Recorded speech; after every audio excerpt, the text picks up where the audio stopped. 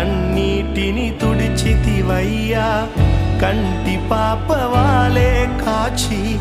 కరుణతో నడిపితివయ్యా కృంగి ఉన్న నన్ను చూచి కన్నీటిని తుడిచితివయ్యా కంటి పాపవా